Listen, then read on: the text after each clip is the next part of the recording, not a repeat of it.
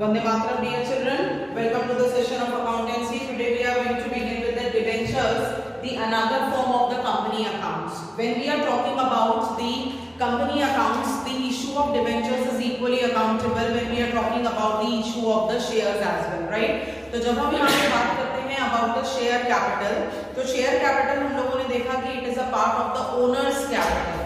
Owners capital का मतलब क्या होता है? जिस कैपिटल को कंपनी अपने पास रखेगी और टिल द लिक्विडेशन या जब तक कंपनी वाइंड अप नहीं हो जाती तब तक वो उस पैसे को वापस नहीं करेगी. On the other hand company को जब कभी भी लोन की रिक्वायरमेंट है तो लोन की रिक्वायरमेंट में कंपनी क्या करेगी?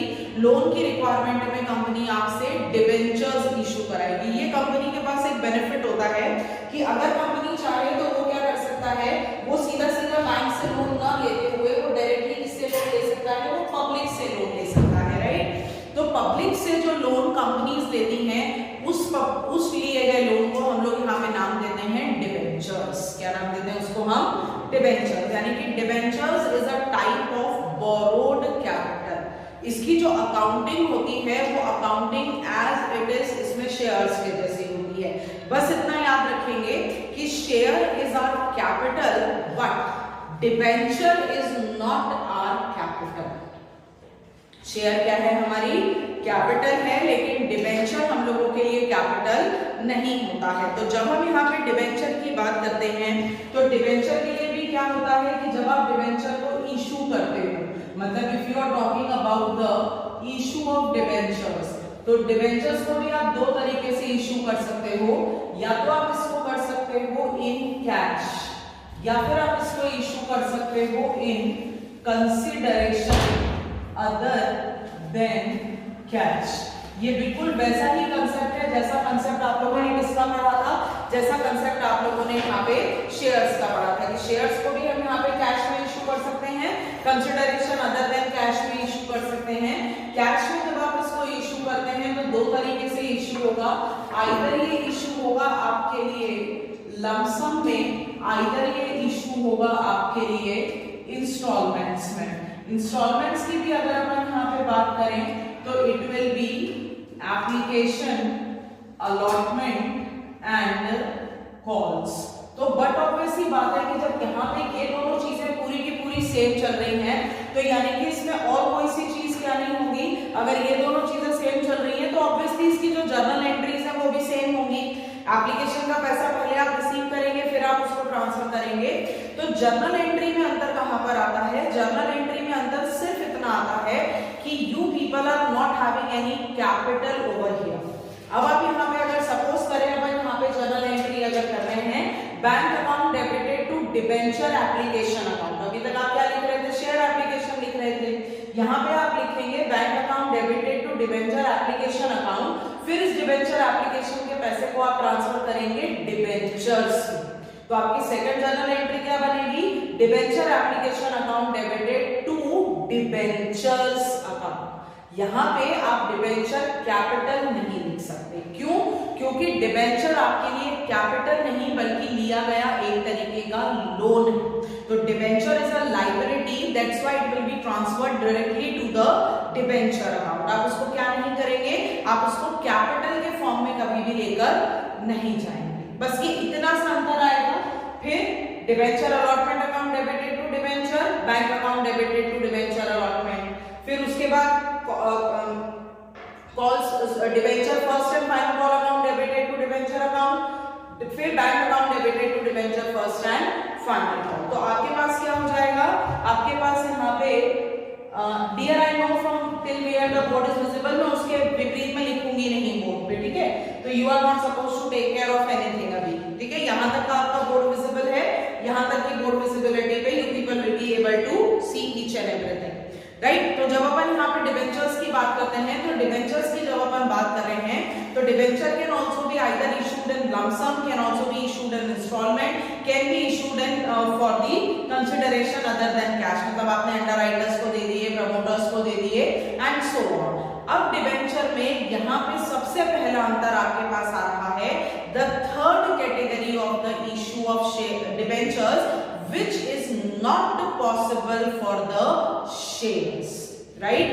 थर्ड टाइप से आप यहाँ पे डिवेंचर को इशू कर सकते हैं, जिसे आप कहते हैं issue of debentures as collateral security.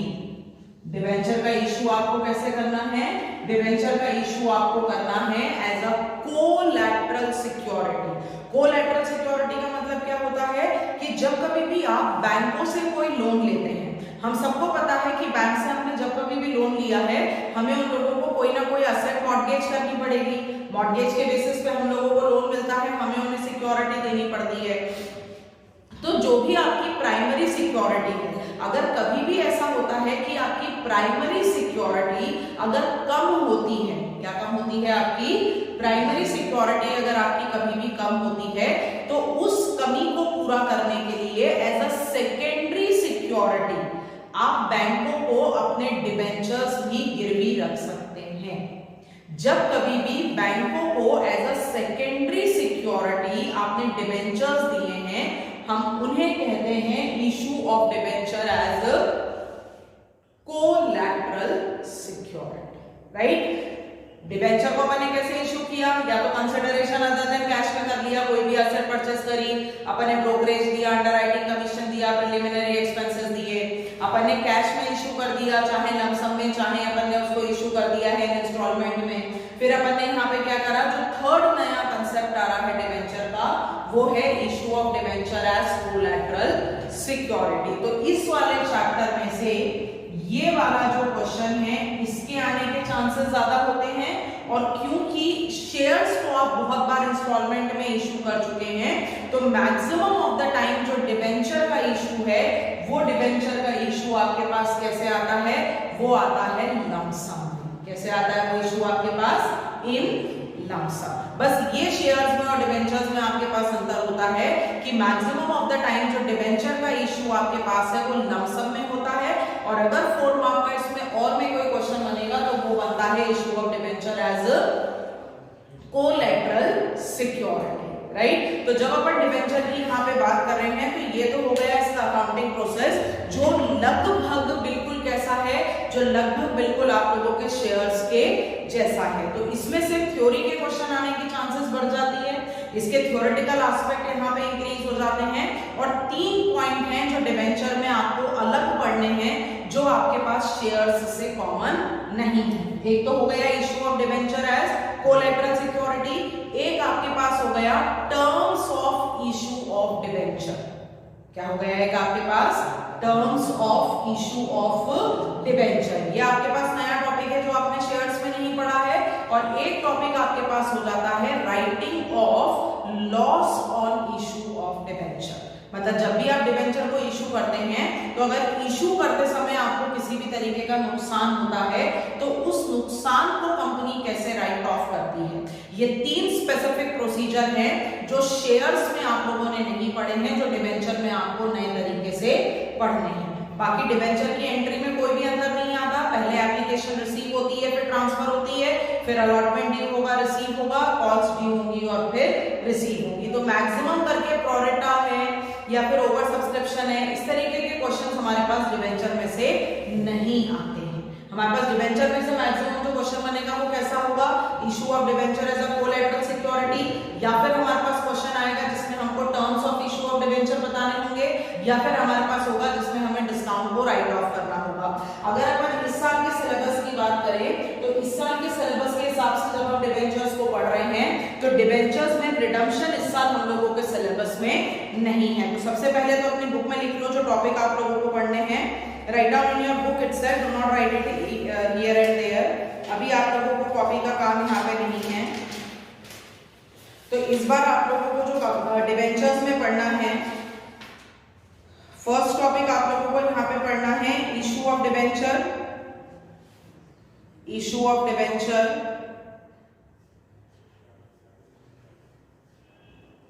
ठीक है। फिर terms of issue of debenture, terms of issue of debenture, फिर issue of debenture as collateral security, issue of debenture as collateral security,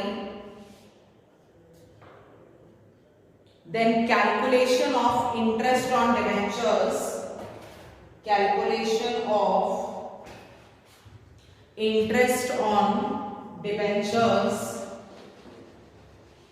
writing off OFF, writing off discount, writing off OFF discount or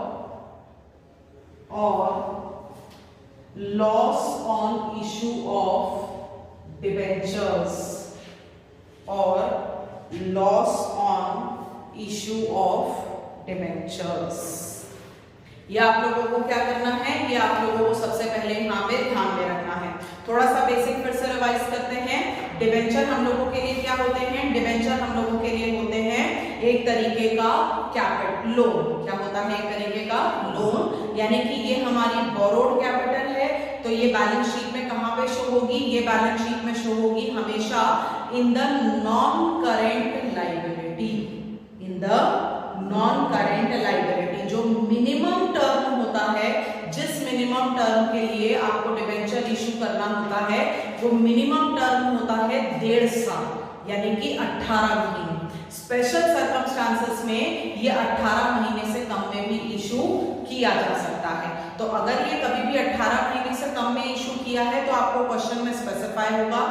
अगर किसी भी term में ये 12 महीने से कम में issue किया गया है, सिर्फ उसी कंडीशन में जो डिबेंचर है, ये आपके लिए क्या बनेगा? ये आपके लिए करंट लायबिलिटी बनेगा, वरना ये हमेशा क्या रहेगा? ये हमेशा आपके लिए नॉन करंट लायबिलिटी रहेगा, राइट। और जब आप डिबेंचर की अकाउंटिंग करते हैं तो डिबेंचर की कोई भी कैपिटल नहीं होती है, यानी कि amount received on behalf of the debenture is transferred to the specific debentures account. और डिबेंचर्स को उनके नाम से आइडेंटिफाई किया जाता है। 10% डिबेंचर, 9% डिबेंचर, 15% डिबेंचर। तो ये जो 10%, 9%, 15% लिखा हुआ है, these are the rate of interest. What these are the rate of interest. ये पूरा का पूरा आपके लिए क्या रहेगा?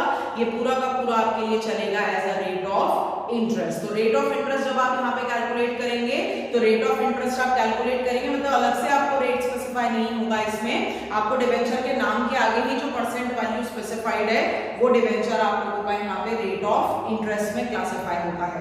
सबसे पहला टॉपिक अपनी कॉपी में डालेंगे। थ्योरी के पहले अपन न्यूमेरिकल ही स्टार्ट करते हैं। Issue of debenture for consideration other than cash. नहीं, issue of debenture as collateral security. Issue of debenture as collateral security. Issue of debenture as collateral security. इसका question maximum of the time 4 marks में board examination में पूछा जाता है। मतलब जब इसका कभी क्वेश्चन बनेगा तो इसका क्वेश्चन कैसा बनेगा? 4 मार्क में बनेगा। कंसेप्ट क्या है? जब अपन यहाँ पे नाम ले रहे हैं कोलैटरल, तो कोलैटरल का मतलब क्या हो गया है? कोलैटरल का मतलब हो गया है something which is issued along with the primary security. ऐसी सिक्योरिटी जिसको आपने आपके प्राइम मॉर्गेज के साथ बैंकों को दिया है, वो क्या कहलाता है आपके लिए? वो कहलाता है आपके लिए कोलैटरल। क्या कहलाता है वो आपके लिए? Collateral, right. तो ये अपन ने कोलैटरल सिक्योरिटी दिया है। अब इस कोलैटरल को जब आप रिकॉर्ड करते हैं तो कोलैटरल को रिकॉर्ड करने के लिए 2 मेथड्स आपके पास एप्लीकेबल होते हैं, जिसमें से पहला मेथड, इसको अपन इन्हीं नाम से जानते हैं, फर्स्ट मेथड और सेकंड मेथड। इनका कोई नाम नहीं होता है यहाँ पे, इसको अपन बोलते हैं first method and second method. First method में अपने पास क्या होता है? फर्स्ट मेथड में अपने लिए जो जर्नल एंट्री है, ये जर्नल एंट्री क्या होती है? ये journal entry is not past. मतलब जब हम कोलैटरल सिक्योरिटी को प्रेजेंट करेंगे अपने बुक ऑफ अकाउंट्स में, तो हम उस पे जर्नल एंट्री को रिकॉर्ड नहीं करेंगे। और जब सेकेंड मेथड होता है तो सेकेंड मेथड का मतलब होता है कि जर्नल एंट्री इज रिकॉर्डेड। मतलब एक मेथड आपके पास हो गया जिस मेथड में आपको जर्नल एंट्री रिकॉर्ड नहीं करनी है, और एक मेथड हो गया जिसमें आप लोगों को जर्नल एंट्री को रिकॉर्ड करना है। तो जब आप जर्नल एंट्री को रिकॉर्ड करते हैं तो यहाँ पे आपके पास क्या आता है, यहाँ पे आपके पास आता है existence of new account which is referred to as debenture suspense account। क्या कहते हैं आप इसको, डिबेंचर सस्पेंस अकाउंट। तो कोलैटरल सिक्योरिटी का मतलब क्या हो गया, कोलैटरल सिक्योरिटी का मतलब हो गया कि मैंने जो भी लोन लिया है उस लोन में मेरी प्राइमरी मॉर्गेज कम पड़ रहा था, तो मैंने मेरे प्राइमरी मॉर्गेज को असिस्ट करने के लिए अपने डिबेंचर को एज अ कोलैटरल सिक्योरिटी बैंकों को इशू कर दिया है। जब हम इसको बुक ऑफ अकाउंट्स में शो करेंगे तो दो मेथड हैं, या तो हम इसे जर्नल एंट्री पास नहीं करेंगे या फिर हम इसकी जर्नल एंट्री पास करेंगे। पास नहीं करने का मतलब है कि डायरेक्टली हम इसको बैलेंस शीट में लेकर जाएंगे, और जर्नल एंट्री का मतलब है कि हम जर्नल एंट्री भी करेंगे और फिर हम इसको बैलेंस शीट में भी शो करेंगे। तो ये सिर्फ दो मेथड होते हैं अलग अलग इसके डिटेक्शन के। इसमें किसी भी तरीके का मैथमेटिकल कैलकुलेशन नहीं होता।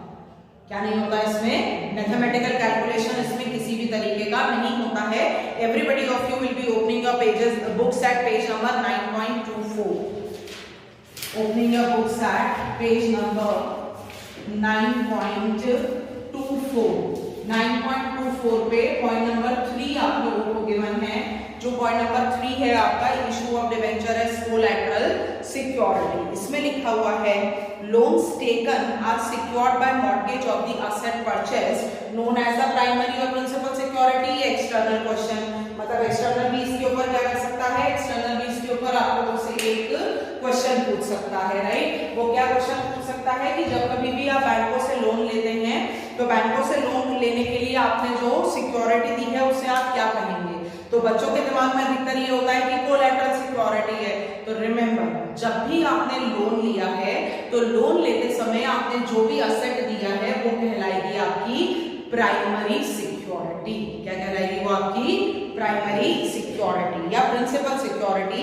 सिक्योरिटी इसको अंडरलाइन कर लेंगे, security given in addition to the primary और principal security is known as collateral security. ये 1 मार्क का ऑब्जेक्टिव क्वेश्चन भी बनेगा कि जो भी सिक्योरिटी आप प्रिंसिपल सिक्योरिटी के साथ में देते हैं वो कहलाता है आपके लिए कोलैटरल सिक्योरिटी। गिरवी रखना, मॉर्गेज मतलब गिरवी रखना।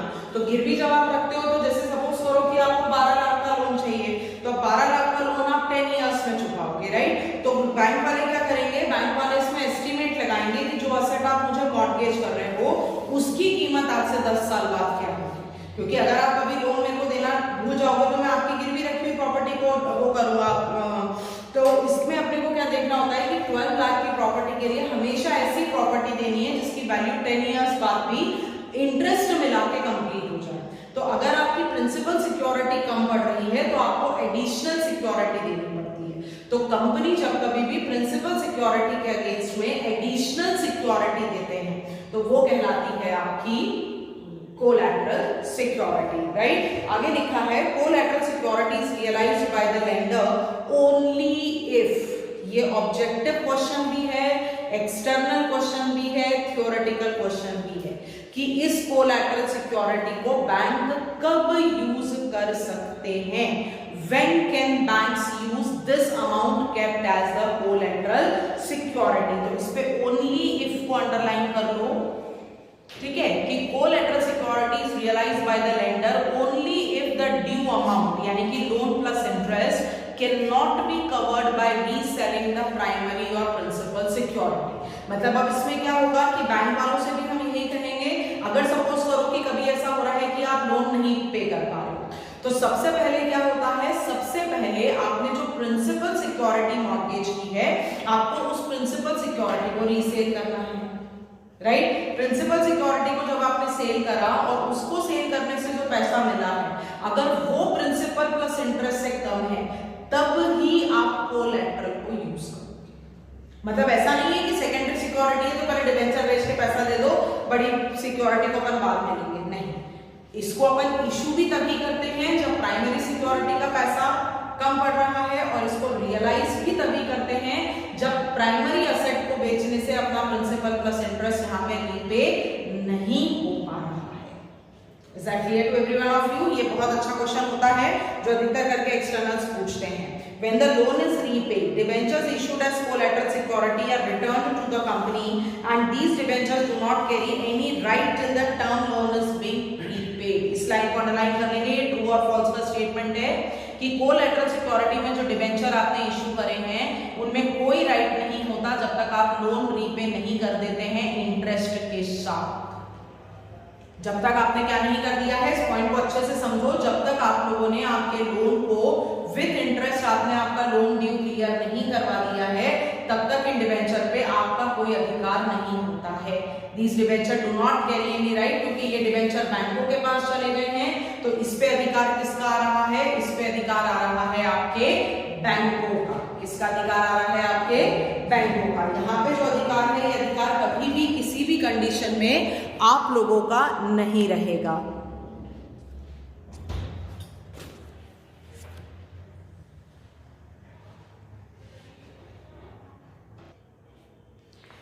यानी कि जब अपन लोगों ने यहाँ पे क्या किया, जब अपन लोगों ने यहाँ पे अपने डिबेंचर को as a collateral security issue किया है, तो as a collateral security issue करने पे हम उसके ऊपर राइट तब तक क्लेम नहीं कर सकते हैं जब तक हम सारा का सारा पैसा बैंक को एज इट इज वापस नहीं कर देते हैं। फर्दर पढ़ेंगे, इसमें लिखा हुआ है if the company does not repay the loan, क्या होगा अगर कंपनी ने लोन रीपे नहीं किया तो, राइट? तो if the company does not repay the loan, lender may exercise its rights towards debenture. Lender मतलब कौन? लेंडर मतलब आपका बैंक। लेंडर मतलब कौन हो गया? आपका बैंक। तो जो आपका लेंडर है वो लेंडर क्या करेगा? अपने राइट्स को एक्सरसाइज करेगा towards debenture being issued as collateral security. तो ये इसका थ्योरेटिकल पार्ट है जिसमें से 3 से 4 क्वेश्चन निकल के आते हैं, और स्पेसिफिकली क्वेश्चन आपसे पूछा जाता है कि अगर कंपनी लोन नहीं रीपे कर पाई तब आप क्या करेंगे? तो अगर लोन रीपे नहीं कर पा रही है तो क्या आप डिबेंचर को सेल करके पैसा दे दोगे? नहीं। अगर आप लोन को रीपे नहीं कर पा रहे हो तो जो लेंडर है वो राइट्स को यूज करेगा, हम तब भी नहीं करेंगे। क्लियर है? ये अपने पास क्या हो गया? ये अपने पास कंसेप्ट हो गया कि जब हम यहाँ पे अपने डिबेंचर को इशू कर रहे हैं एज अ कोलैटरल सिक्योरिटी। अब इसके आगे अगर अपन यहाँ पे बात करते हैं कि इनका अकाउंटिंग ट्रीटमेंट, तो जब अपन इसके अकाउंटिंग ट्रीटमेंट की बात कर रहे हैं तो अकाउंटिंग ट्रीटमेंट में सबसे पहले अपन लेते हैं मेथड नंबर 1, यानी कि अकाउंटिंग ट्रीटमेंट में मेरे साथ साथ इसको अपनी कॉपी में लिखते जाएंगे। अकाउंटिंग ट्रीटमेंट में इसका फर्स्ट मेथड का मतलब होता है कि अपन इसको शो करेंगे only and only in the balance sheet of the company. ठीक है? फर्स्ट मेथड का मतलब क्या हो गया? फर्स्ट मेथड का मतलब हो गया कि हम इसको सिर्फ और सिर्फ क्या करेंगे? हम इसको सिर्फ और सिर्फ अपने ही बैलेंस शीट में शो करेंगे, राइट? तो जब आप इसको शो करेंगे तो बैलेंस शीट में आपने क्या किया? बैलेंस शीट आपकी बनेगी बिल्कुल वैसे ही जैसे आप इसको बनाते हैं, पर्टिकुलर्स, नोट नंबर और अमाउंट में, राइट? ये एन आप नहीं लिखेंगे, आप पूरा नोट नंबर लिखेंगे। फिर इसके बाद यहाँ पे आपने सबसे पहले लिखा आपकी इक्विटी एंड लायबिलिटी।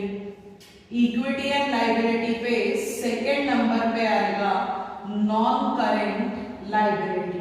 फर्स्ट क्यों नहीं लिख सकते? क्योंकि फर्स्ट पे आपके पास यहाँ पे आती है शेयर होल्डर्स फंड, राइट? तो सेकंड पे आपके पास क्या आएगा? जब आप सेकंड की बात करेंगे तो सेकंड पे आपके पास यहाँ पे आएगी नॉन करेंट लायबिलिटी, और नॉन करेंट लायबिलिटी में यहाँ पे आएगा लॉन्ग टर्म लोन। आपका कोई सा भी मेथड हो, राइट? चाहे आप यहाँ पे क्या कर रहे हैं, चाहे आप यहाँ पे फर्स्ट मेथड अडॉप्ट कर रहे हैं, चाहे आप यहाँ पे सेकंड मेथड अडॉप्ट कर रहे हैं, जो बैलेंस शीट है वो सेम रहेगा। चेंज आएगा सिर्फ नोट्स टू अकाउंट। काय में चेंज आएगा? सिर्फ आपके नोट्स टू अकाउंट्स में। तो यहाँ पे आपने क्या किया? फर्स्ट मेथड में आपने बैलेंस शीट बनाई, बैलेंस शीट में इक्विटी एंड लायबिलिटी, उसमें नॉन करेंट लायबिलिटी, और नॉन करेंट लायबिलिटी में आपका लॉन्ग टर्म लोन, ये आपने यहाँ पे लिखा। अब इसके बाद आप यहाँ पे बनाएंगे आपका notes to accounts. Notes to accounts में आपने सिर्फ बनाया है यहाँ पे आपका पर्टिकुलर और अमाउंट। इसके बाद यहाँ पे इस पे नोट्स नंबर क्या गिवन है? नोट नंबर यहाँ पे गिवन है 1। ये 1 आपने यहाँ पे लिखा। वन क्या है आप लोगों का, वन है आप लोगों का लॉन्ग टर्म लोन।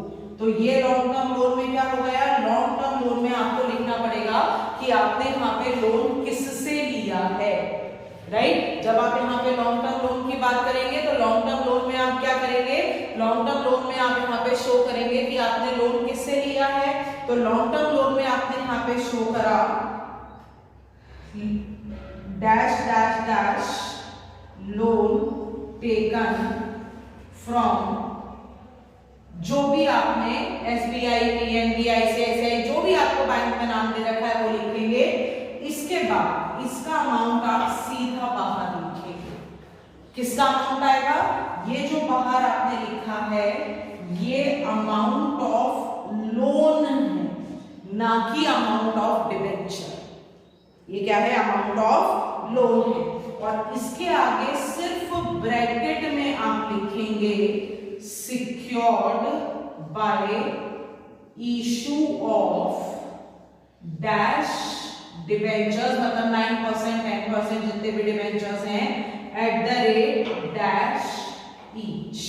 कितने डिबेंचर आपने कितने वाले इशू करे हैं, बस आपको यही लिखना है first method.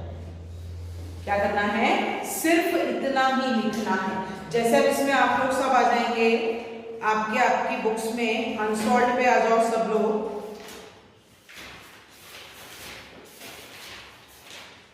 Page number 9.58, question number 26। 9.58 में क्वेश्चन नंबर 26 में आपको गिवन है बेस्ट बारकोड लिमिटेड टू का लोन ऑफ ₹5 लाख। कितने रुपीस का लोन लिया है आपने, 5 लाख रुपीस का लोन लिया है from a bank giving ₹6 lakh 9% debenture as collateral security.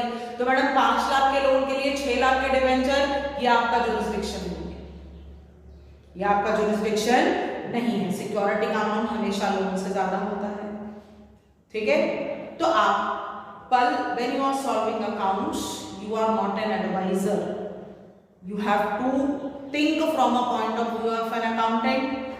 Management इसको डिटरमाइन कर, गलत नहीं होता दुनिया में कुछ भी, पर दुनिया में nothing is wrong. Wrong term को अपने डिक्शनरी में से निकालो, राइट। मे बी पॉसिबल कि जो प्राइमरी सिक्योरिटी वो 5 लाख की दे रहे थे उसका टर्म ऑफ इश्यू ज्यादा हो सकता है कि 5 लाख रुपए का लोन वो 10 साल में वापस कर रहे हो सकता है कि 5 लाख रुपए के लिए जो इनके पास असेट हो वो 1 लाख की ही आ रही हो।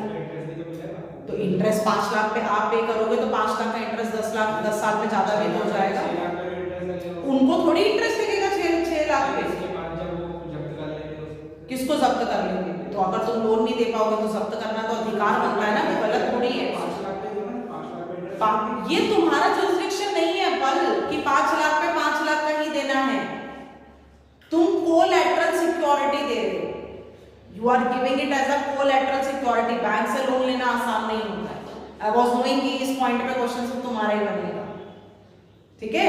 क्योंकि जब आप सिक्योरिटी देते हो तो सिक्योरिटी हमेशा जो आप जितने का लोन ले रहे हो ना उससे बहुत ज्यादा की सिक्योरिटी होती है। 12 लाख रुपए के नॉमिनल लोन के लिए लोगों के पूरे 50-60 लाख रुपए के घर गिरवी रखे लिए जाते हैं, क्योंकि जब आप उसको विद इंटरेस्ट पे करते हो ना तो वो अमाउंट बहुत ज्यादा होता है। जैसे मैंने आप लोगों को एक बार पहले भी एक एग्जांपल दी थी कि when I was looking for my own house, right, that house was costing 35 lakh only, जिसके लिए मुझे बैंक लोन दे रहा था HDFC 20 सालों का। मतलब मुझे उसे 35 लाख रुपीस के लोन को मुझे 20 सालों में उसको रीपे करना है। कितना आसान लग रहा है सुनने में, 35 लाख के लोन को 20 साल में रीपे करो। जब 20 साल बाद मेरे को अपने मकान की कीमत, मतलब जो पैसा मैं बैंक को दे चुकी थी ना, वो 80 लाख हो चुका, तो मैं बेवकूफ हूं जो मैं किसी को बोलूंगी कि मैंने 35 लाख रुपए का मकान लिया है। मैंने एक्चुअली बैंक को 80 लाख रुपए पे करा है ना, जो मेरी मकान की कीमत के डबल से भी ज्यादा है। तो दिस इज पॉसिबल, राइट, क्योंकि इंटरेस्ट यहाँ पे बहुत ज्यादा होता है। तो अब आप इसको कैसे लिखेंगे, जब आप लॉन्ग टर्म लोन में लिखेंगे तो आप इसको लिखेंगे 5 लाख, क्योंकि आपने लोन कितने का लिया है, आपने लोन यहाँ पे सिर्फ 5 लाख रुपए का लिया है।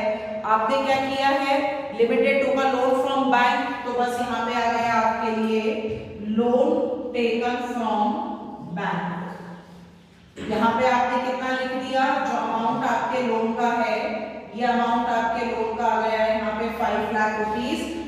secured by issue of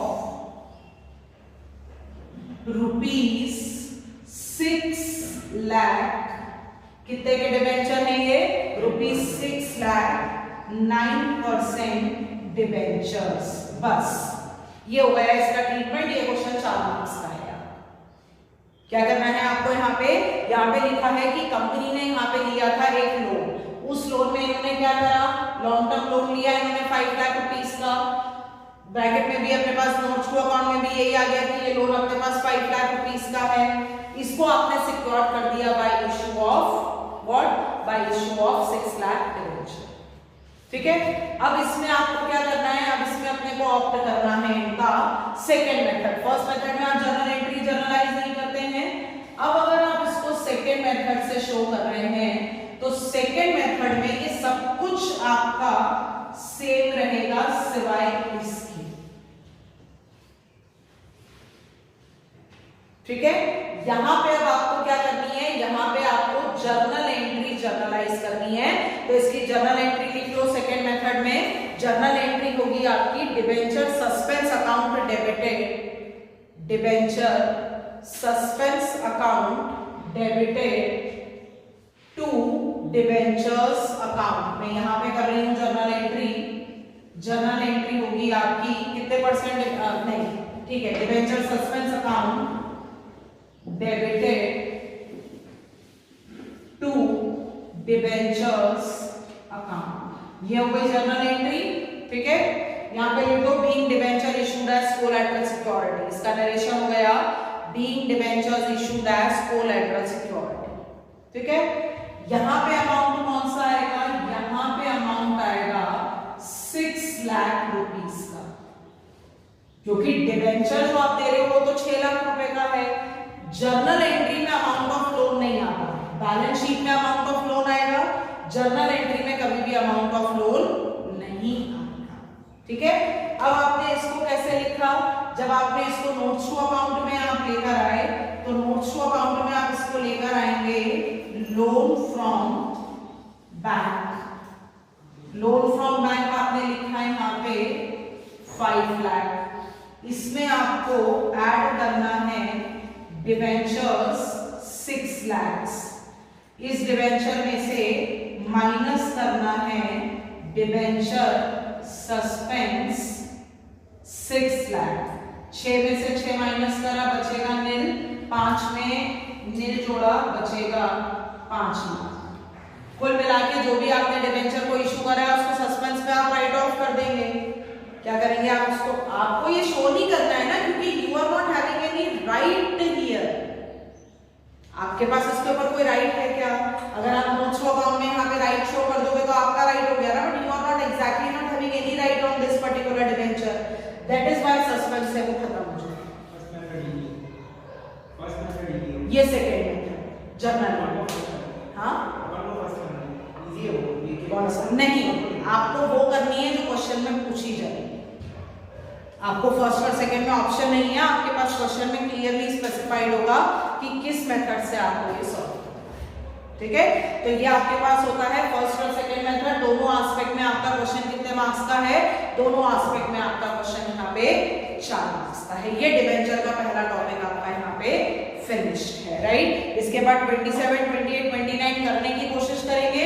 नहीं होंगे तो मुझे बताएंगे, तो कल के मॉड्यूल में अपन उनको भी कंप्लीट करेंगे। ठीक है, थैंक यू सो मच। तो ये करने का सेंस क्या करने का सेंस क्या रहा?